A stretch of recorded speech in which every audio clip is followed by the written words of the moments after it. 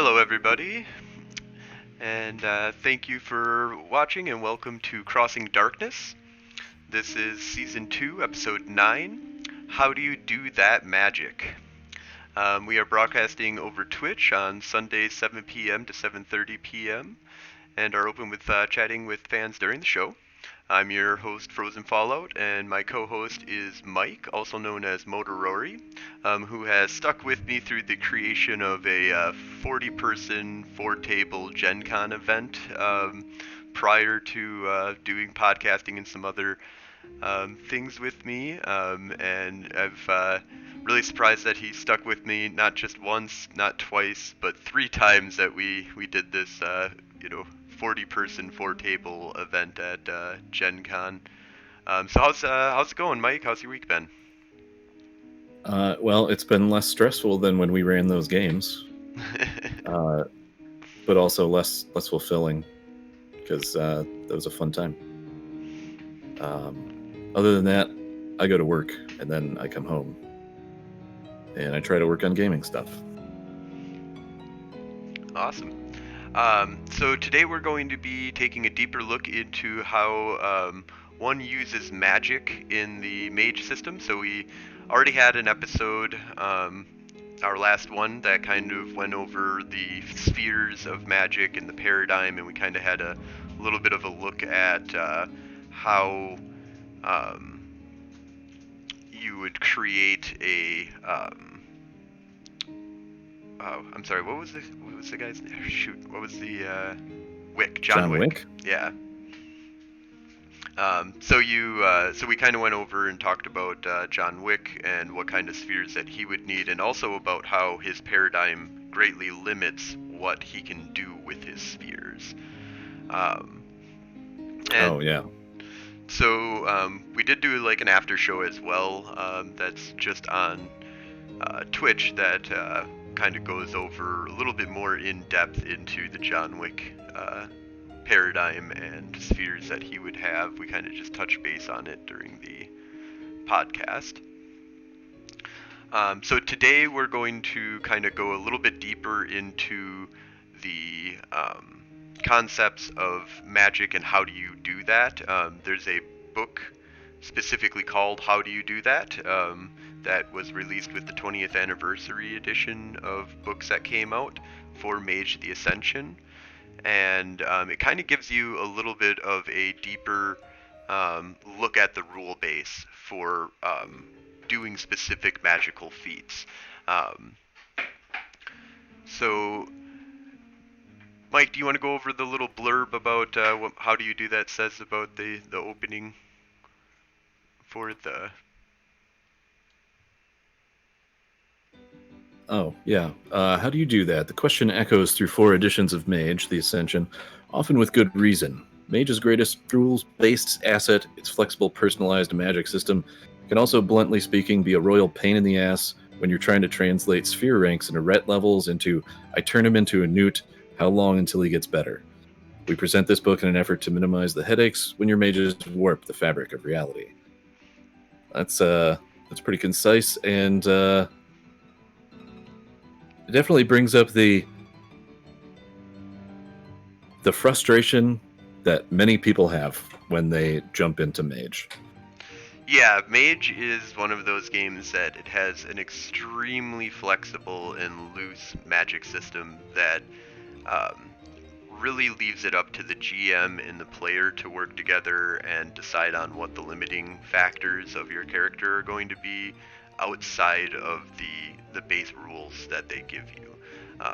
And then even if you go off of just the base rules that they give you, they don't until really this book, I feel like they didn't concisely put together a book that was because this isn't rotes or because they kind of seed those throughout a lot of books, and they kind of go into deeper explanations of what you can do with a magic system, usually in a rote-based explanation. But rotes are really tailored to the paradigm. And so this gives you like a break from Paradigm and says we're just going to throw Paradigm out the window. For the most part, they do touch a lot on Paradigm because it is such a huge influence on the system.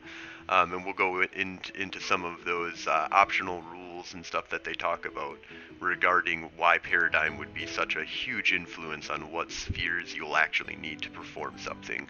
And in the end, usually not that big of a detriment to the player, because usually the sphere that's like added in is part of their like, for example, shamans and stuff that need to use spirit magic to do a bunch of stuff might need to have spirit magic or the spirit sphere included in a lot of their magic and their rotes, but they already have that, so it's not going to hurt them, but it hurts them in the sense of if I want to teach somebody else how to do it, they also need the spirit sphere, because I can't teach them how to do it without the spirit sphere.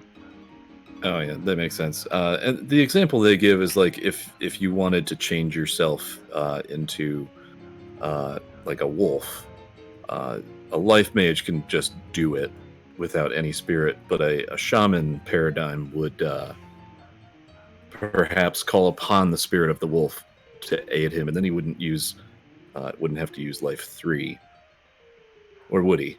Any mage with life 3 can grow fangs, but no, so they're talking about this in the sense of an addition. So you use spirit plus life in order to gain the effect. Yeah. Do they? I feel like there was an example where spirit kind of took the place of something else. Am I mistaken on that? I don't believe so. That not from what I read. It kind of talks about it in I think there's like a little bit of a, like, here's the blurb on it. So a bit of spirit. The example of the wolf changing shaman touches on an interesting question from an online mage forum. Do you need to use Spirit Sphere if you're playing a character whose miracles come through her connection to spirits? Uh, the example in the forum came from the animated series of the Avatar: The Last Bender, or The Last Airbender, and the question on whether a bender using forces and prime alone, or whether the spiritual element of the bending of arts requires the spirit sphere as well. As an optional rule, assume that mages whose reality bending arts involve her connection to spiritual essence of the world, as a bender would in the Avatar series, needs a spirit level, spirit sphere rank of 2 or better, in addition to any other spheres she might employ. And then it goes So it's deeper into that. It's basically saying if your paradigm is spirit based, spirit 2 can be added to a lot of your effects as a way of making it part of your paradigm. Right, exactly. So this is one of those, aspects of where the paradigm is going to heavily influence what sphere is required, but might not change anything mechanically for you. You're just adding in the sphere of spirit, which you already have, because you're, probably going, if you're going to be like an avatar character, a bender I would guess would be somebody that would have spirit, if not their primary rank, would be equal to their primary, or their primary sphere would be equal to their primary sphere, if not, maybe a little bit lower, but they're, with your such a heavy influence on it, you're obviously going to want to have that. Yeah, I think it says later in that blurb that it's like, but if you're doing spirit stuff, you almost certainly have a spirit rank of 2 anyway, so don't worry about it. Right, yeah. So it's one of those things, like, so you say that you're really in touch with the spiritual stuff, you do all the spirit stuff, but you don't have any ranks in the spirit sphere. Explain that? Like, is that just made up in your mind, or?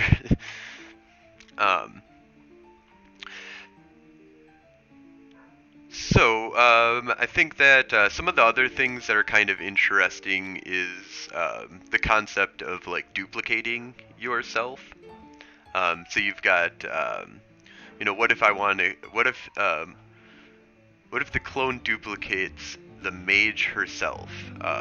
So assuming the clone was somehow imprinted with the original mage's personality and knowledge, typically through Mind 5 magic, that clone would have the abilities that character possesses at the time of that imprinting process. Even then, though, there's probably going to be a period of adjustment while the clone's muscle memory catches up with her mental memories.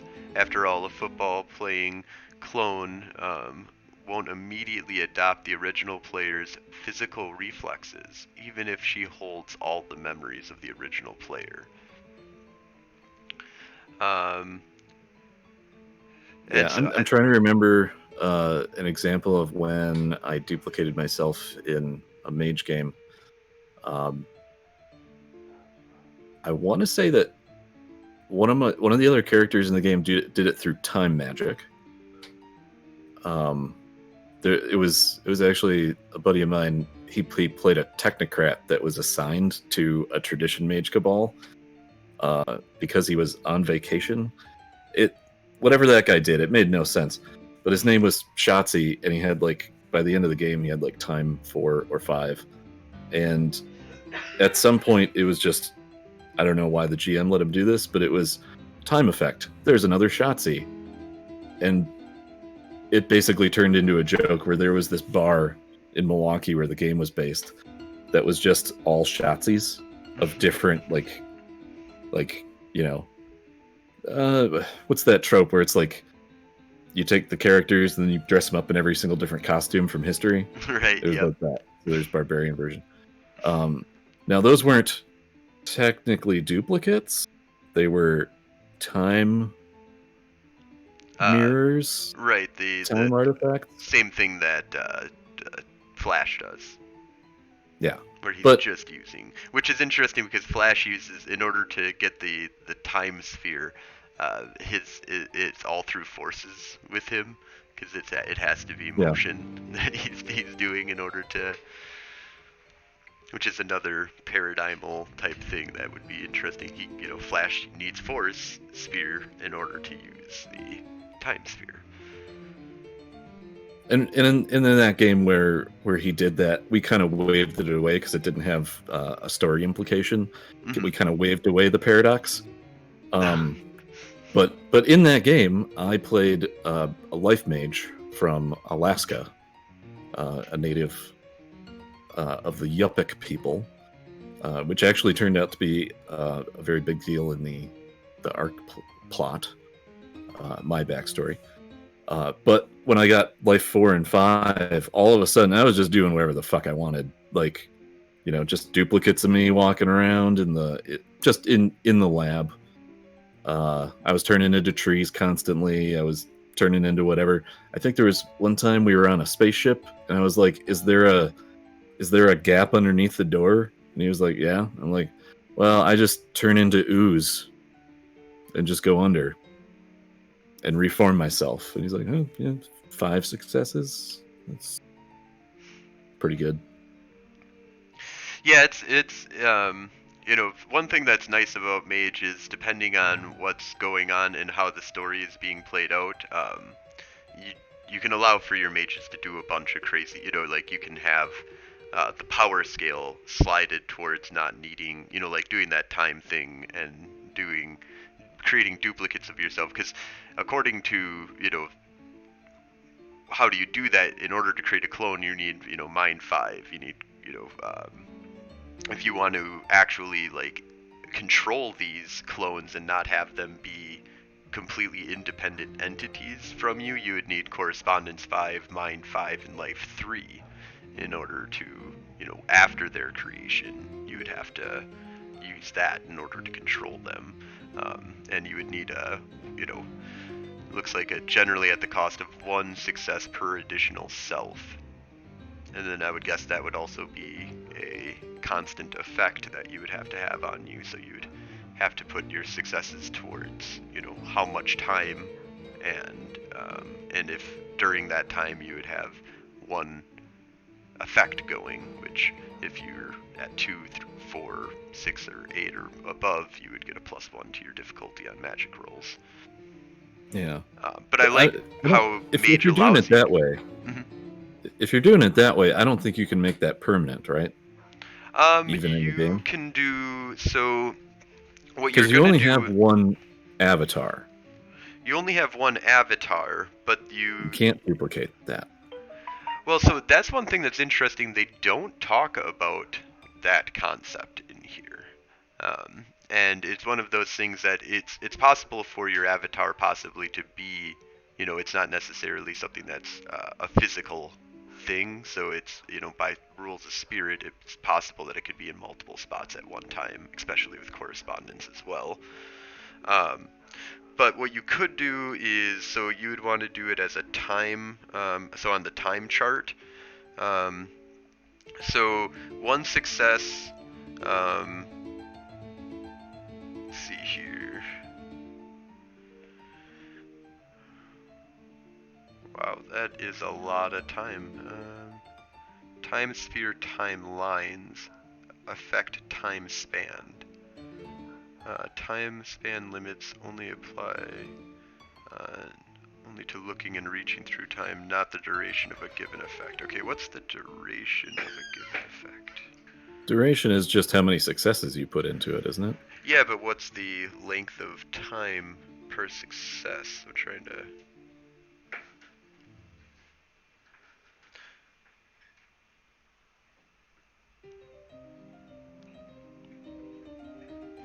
Because they don't really go over that. And my guess is the reason why is that it's variable based upon what you're doing. And, going to need a GM to specifically, like one success per turn. And then for this, I probably would do maybe a success per day or success per week that you can add on. So every success that you get, or every success you put towards the timeline for a duplicate, you'd probably get 1 day worth per success, and then you'd have to repeat the process at the end of that. Yeah, I could see there being a lot of complications also with that, because like in the same way that turning into a wolf, like you need to spend willpower to remember that you're a human. Like if you're two people, there might be some really significant like not drawbacks, but like willpower or quintessence costs on like remembering that you're still one person. Right, remembering where you are. There's a little bit of talking about some of that stuff too, and also if you you get into a big brawl and you don't you don't have the ability to, for whatever reason, just completely instantly heal yourself without a problem, but then you send your clone in that doesn't have that damage, and it's like, well, how'd you get healed so quickly? Well, yeah, that could make your magical effect instantly vulgar, right. which could cause paradox. Yep, and so that's some of the interesting stuff too that I was trying to think about too. I was talking with Josh about this a while ago, Hockerman, and that this was a thing that we were talking about. Like, if I do my magic inside of my sanctum in order to create all of these like contingency spells and my fireball, scroll of fireball, or my missile launcher that shoots, a fireball, quote unquote. When I use these in the in a area where it is considered vulgar, would I then inherit the paradox from all of the rolls that I had? I guess, would I inherit the paradox then? Because the paradox comes from an effect, not the amount of times that you roll. Yeah. So if it's a level 5 forces effect, and then I would get 5 paradox immediately if it's a vulgar. But you would only get that paradox once the magic is unleashed in that setting. Yeah.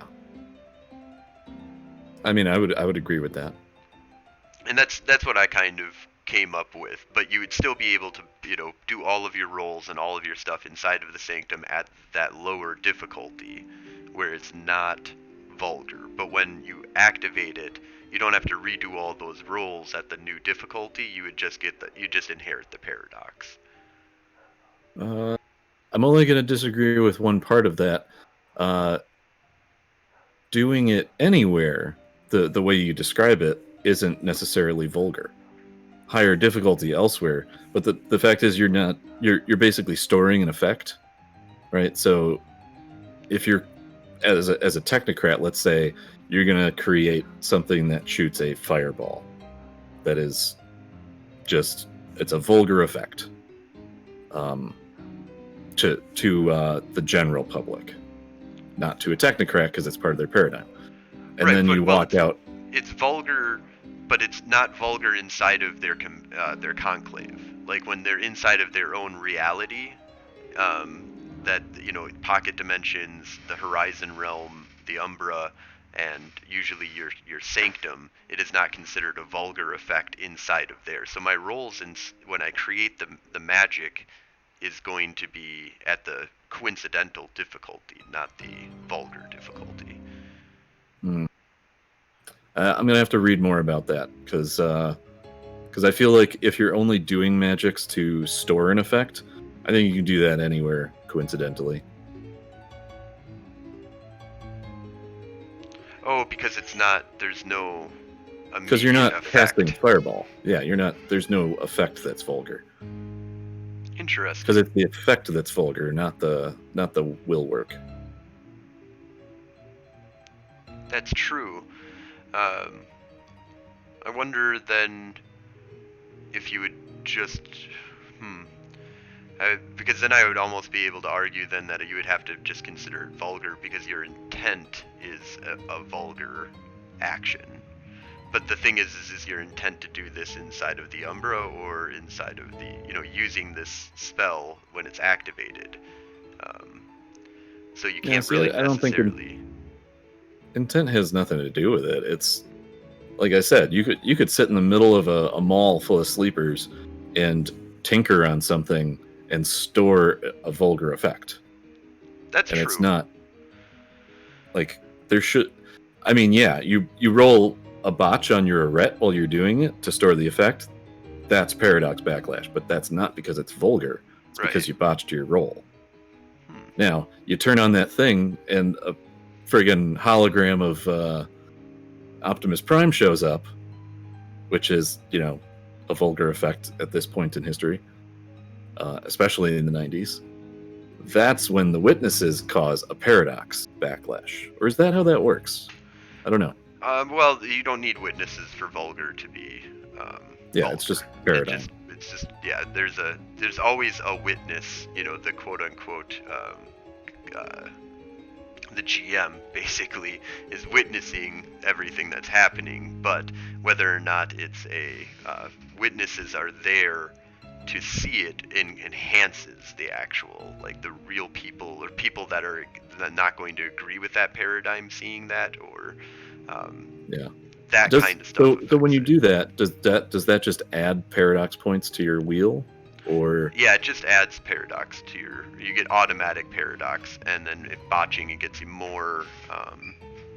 With witnesses, it's double. So it's like without witnesses, it's still a vulgar effect, and you get one paradox per dot or per level or rank that you're using in a sphere. So if you have a level, or if you have all of the spheres that you're using, all 9 spheres at rank 5, you would still just get 5 paradox. If you had a witness there, you would get 10 paradox for doing that effect.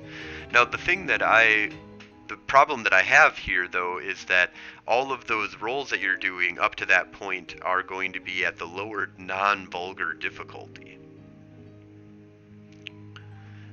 And this is where I say that, okay, so if I'm storing a thing to make an Optimus Prime robot, right, and I'm, working out in the middle of, a store or whatever out in front of my front yard where everybody can see me doing my work on this thing. My entire time that I'm working on it, I'm working on a vulgar magical thing that's not in an area that's my intended effect is going to be vulgar. So I would say all of those rolls would be vulgar difficulties. I'm not sure if I remember any rules for difficulty based on vulgarity. Wow, that's I'm betting it's like in the huge part of the game. Actually, it's probably right in the beginning of Mage 20 Chapter 10. It's in Like, every one of the Mage books. It's not a new thing at all either. That's it. It's always been that the base difficulty is based off of whether it's coincidental or vulgar, and what sphere level you're using. Okay. Because vulgar is difficulty 4. And the thing is, we don't do a lot of vulgar stuff, and that's where a lot of this stuff doesn't come up. Or when I give you guys difficulties in my games, I throw you a difficulty because I have done the calculation. Yeah, I feel like that's the change, is that in most of my experience with Mage, I'm not in a place where my magic is vulgar. Yeah. And I do kind of wonder if, especially my GM for that game, Charles, like just kind of said, yeah, who cares about that? Yeah, and I mean, it all comes down, and once again, Mage is a storytelling system more than a rule lawyer's, kind of Dungeons and Dragons. Here's specifically how everything kind of works out so that you can have a mechanically sound game, to I want you to just do stuff and I'm just going to have you roll stuff for it. It's a really laid back kind of system, and you can make it as hardcore or as laid back as you really want. And from what I've seen, the better games that I've played in have all been more laid back with their rules on it.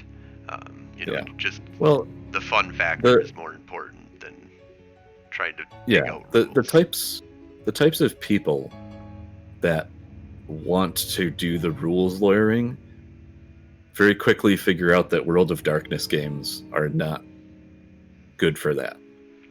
There's a philosophical debate you can have with a lot of World of Darkness stuff, and some World of Darkness games have more solid rules. Like Vampire and Werewolf are, pretty solid on their rule sets. There's a lot of stuff that just makes it really easy to kill people because of that. But nobody's ever going to have the D&D-esque. Oh wait, no, but I'm within 5 feet, and that person is standing there, and they use their reaction, and like you have to list the things like it's a spreadsheet and a logic puzzle to say like, and that's why my number is at a +2 and not a +1. Right. Which is not how this game works. This game is, no, I can use time 3 for this effect because this is what my character believes, and this is how the universe works in a fundamental way. Right. Yeah. And Mage is one of those that is rule lawyering is more about philosophical debates than anything else really. And that's where if I had a character that came to me and said I want to make Optimus Prime in my front yard and I want it to be coincidental, I might just be like, okay, until that thing turns into Optimus Prime, but once it does, you're going to get the paradox for it if it turns into Optimus Prime in reality. Just to make things simple and quick and easy. Now, if they came to me and said, do you think it would be coincidental, I would probably say, no, I think that's you probably are doing a vulgar thing right now. Go hide that in your garage and do your work in there, and then it's not going to be vulgar. Yeah. But then if and you always work with your players type stuff. But yeah, there's a lot of really good stuff inside of how do you do that, though, that kind of breaks down a more mechanical aspect of how to play the world of darkness, or play mage and use magic. Like they break down the elements for spheres. Like forces has fire, wind, electricity, light, darkness, heat, cold, radiation, and nuclear energies that it controls. Life controls wood and other plants while they're alive. Matter controls earth, water, metal, glass, plastic, alloys, wood, and plant matter when dead. Air molecules when in a vacuum. Also requires Prime 2 to conjure them with no air when no air is present. But they kind of like break down a little bit more of what each kind of thing has, what the colors of magic are. The one thing that I've always, before we come to an end here, I think I just want to kind of quickly go into tapping into quiescence in a node. And so yeah, I was reading a little bit about that. So there's game-wise a mage, so amount of quiescence used. Game-wise, a mage must have at least 3 dots in either prime or primal utility sphere, which is the technocratic one, if she wants to use more than her share of quiescence. Any mage with an avatar background can absorb that background's worth of quiescence from a node or task, or use the points of quiescence in the quiescence wheel on her character sheet. In order to use more points of quiescence than she has in her avatar background rating, however, and in order to use quiescence from other sources, she must have at least rank 3. In Prime, yeah. In Prime. And so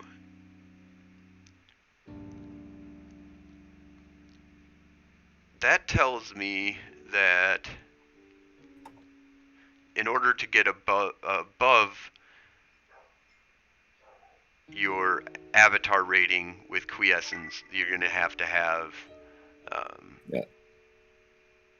Oh, you have to have Prime 3 in order to get above it. Right. Which previous to this, you were saying Prime 1. Right, because there is a statement inside of... So there's contradicting... This is what I always found was interesting, was there's contradicting statements here. And even inside of Mage 20, it also makes the same contradicting statement at one point. But there is a specific spot that blurbs out about quiescence, or quintessence, and how it can be... You can go above your rating with just 1 dot in Prime. And like I knew that like to draw so, and this is one of the things that it says here, the background's worth of quiescence from a node or task, or use points of quintessence in the quintessence wheel in our character sheet. So you don't need any Prime in order to absorb from a node up to your avatar rating. Your avatar rating. So anybody can meditate at a node and without even 1 dot in Prime. But then they're saying that in order to go above that, you need 3. And then, okay, so sphere. Here we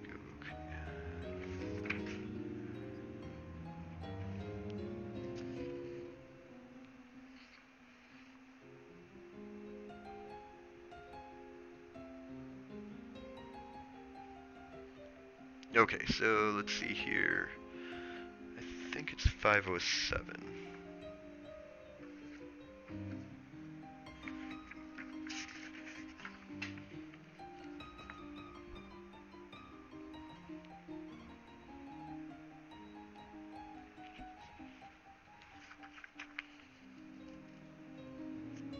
Okay, so I found a thread somewhere that kind of goes through it.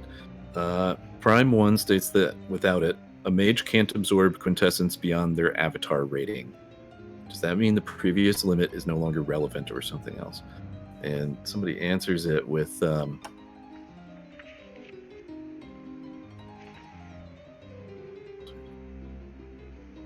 mages without at least 1 dot in Prime cannot absorb quintessence beyond their avatar background rating. A Prime skilled mage, however, may do so. It's referencing page 520, which I think is the book that you're reading.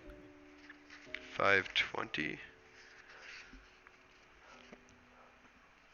So yeah, 520 is at the beginning of study, a mage allows the mage to perceive and channel quintessence from a node, task, wonder, and magical effects. She may spot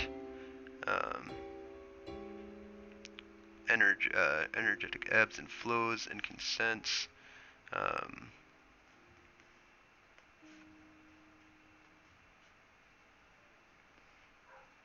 mages without at least one dot in prime cannot absorb quintessence beyond their avatar rating.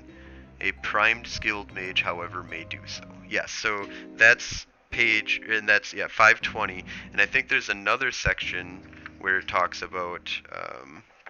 Yeah. So if you have out. Prime 1, you can basically go and fill your pattern up with a little bit more quintessence. And they say that the drawbacks could be it might attract notice even among sleepers. And you're basically turning yourself into a quintessence battery. It might even be considered free or raw quintessence, easily drawn off in the same way as a node or task by friend or foe. That's interesting. I've never heard that before. Yeah. So in the same way that a node or task is considered kind of free floating, supercharging your pattern with quintessence above your avatar rating is basically like turning yourself into a little node that that other people could theoretically draw off of. Right, yeah, that makes perfect sense. But there is another, but then there's stuff that, such as here, where it says any mage with the, or where it says here, let's see. However, in order to use quintessence from other sources, she must have at least rank 3 in Prime. I think that might be for. So that's the leeching, like if you wanted to draw off of somebody else, like use them as a battery or task and stuff like that. But yeah, like in theory, I could go to anybody's house and just suck quintessence out of electricity or the patterns of things. Like I could just be like, I'm going to take this chair and use my avatar to break down every essence, every psychic, every person's memory about it, and I'm just going to take that energy and I'm going to turn it into quintessence for me. Which would be exceptionally vulgar. You might be able to do it with Prime 3 as a part of a spell, where in order to, like, it's kind of like fast casting quintessence absorption, but you immediately use it in the spell. Yeah, and then there's another one at page 332. They say channeling quintessence through avatar requires meditation at a node. Channeling more than your avatar rating through the node requires Prime 1. To absorb quintessence energy from materialized quintessence of task requires Prime 3. So I think that it's one of those distinctions of, because... Wait, what was that last one about tasks? In order to draw it from tasks, you need Prime 3. That seems weird.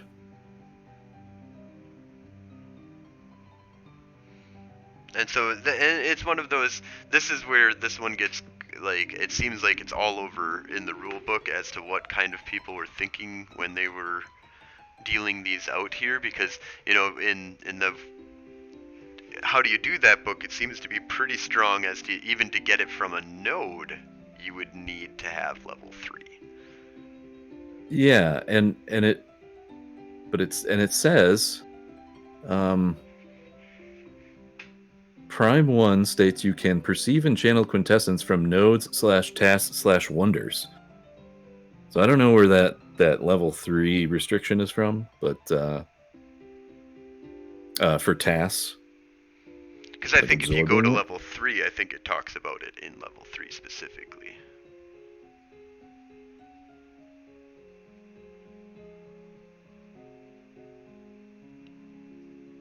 Maybe was that specifically saying that you can't absorb tasks or absorb quintessence from tasks into your own pattern with that level 3?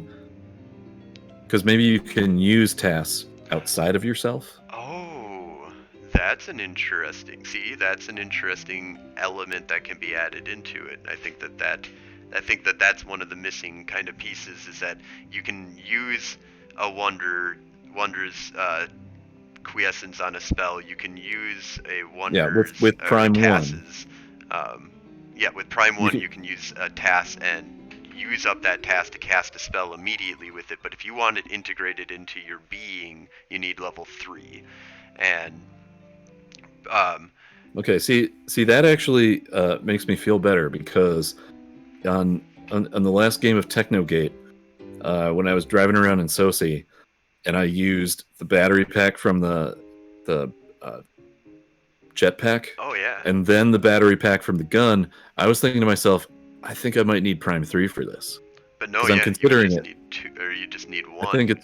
it's just Prime 1, because I'm basically creating the channel in order to dump quintessence from one place to another. And so I think that there's level 3, you can just start pulling quintessence from a node, and absorb it right into your body and just like grab it with successes. But anybody, or at level 1, you can sit there and meditate at that node to boost yourself up above. Like do the standard meditation stuff where you're not just pulling it directly out using magic, you're doing a base meditation roll to just pull it out. I'm trying to come up with a weird metaphor for this. It's like anybody you can buy a bunch of limes, but you need to be able to carry them. Right. And without Prime 1, it's like, how do I carry all these limes? Yeah, and then and if you kind of look at it with Prime 1 versus Prime 3, is Prime 1 allows you to kind of, as long as it's in drinking format already, you can just drink a whole bunch of it and it can fill you up. But if you want to like actually, grab quintessence and kind of hold it inside of you, you need to have that level 3 to be able to hold on to a bunch of stuff outside of you. Yeah, I think in some of the stuff I just read, it's a distinction between quintessence or task that's like under your power, like it's in you have it, but other people can just come and grab it, or if it's part of your pattern, in which case I think you need Prime 5 to suck that out of a mage's pattern. So yeah, anyways, I think that that's a good little overview on some more Magick here, and there's lots more that we can continue talking about, but I think we're at a point where we can start wrapping it up here. Is there anything that you wanted to get in before we wrap up? Before the show, I was talking about how, like, the difference between how we learned this system, and I think you were mostly GMing and reading. Mm-hmm. And I was hanging out with Charles and my friends at the time, and we just played a lot of Mage and did weird shit. And I was just thinking of a question that might be interesting, and it's, what was something you tried to do early on in your Mage gaming that, like, is just absolutely outside the rules? And mine was, I think I was like I was mage, like base character,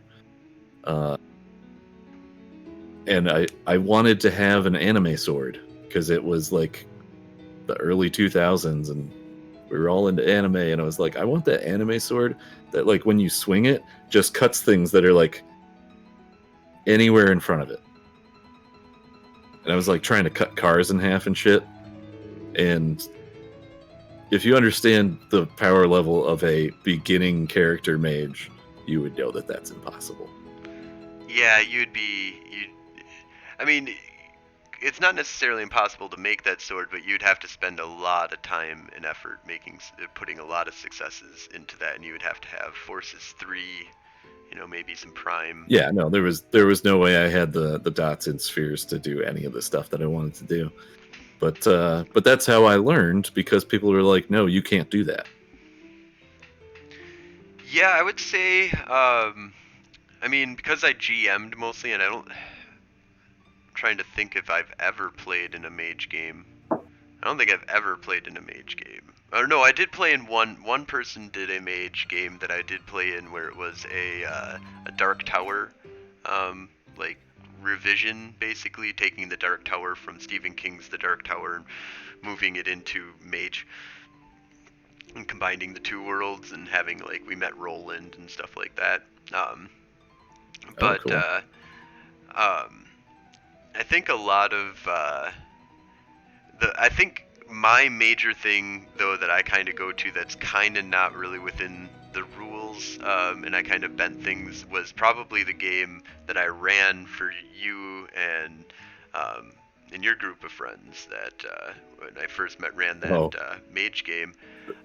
The time hopping. The time hopping game, the Chrono Trigger game. Yeah, basically it was like a re-imaging of Chrono Trigger, and one of the things that I did find that does kind of correspond with, and this is basically what I was using here, was anchor points. So I said that basically in the very beginning, back in the days of Atlantis, or like before the Great Flood, mages saw that there was magic was going to disappear, so they were like, well, let's set an anchor point here in time, and then we'll move forward in time, go check it out, and figure out what's going to be happening. And then once we figure out how to fix it, we'll all come back, and we'll go back to the original anchor point, and then we'll defeat this Lavos creature once we figure out how to defeat it. But we have to let time move forward. And so it created this ability for, like, different points in time that were set down as anchors to allow for you guys to kind of jump back. But what ended up happening is that it ended up really kind of making it that you guys didn't really exist. It was one of those, your entire game is basically a dream, because of that kind of setup. But my idea was that you guys would be coming back to the very beginning and fighting Lavos, instead of these guys coming back. And that would make you guys real, but the world you lived in fake. Oh, yeah. That's an interesting way to put it. I think that was one of the ones that the time that I took Magic too far. Yeah, I do have recollections of that game being like, not the game itself, but like the premise of it was like, time travel is kind of tricky. Time travel is really, like really tricky. I'm not sure we ever finished that one. No, we got to Venice. You guys had gone to the point where you guys had access to the Dark Age era, and you guys were running around in Venice. Good times. Yeah. All right. Well, I think that will wrap it on up here for us. So, anything to say before we wrap up? Oh, I should come up with a catchphrase. That's the way the cookie crumbles. That's somebody else's. All right. Well, no. Good night, everybody. Stay tuned on Twitch. Yeah, we will be here. For a little bit. All right, everyone. Have a good one. Thank you for watching.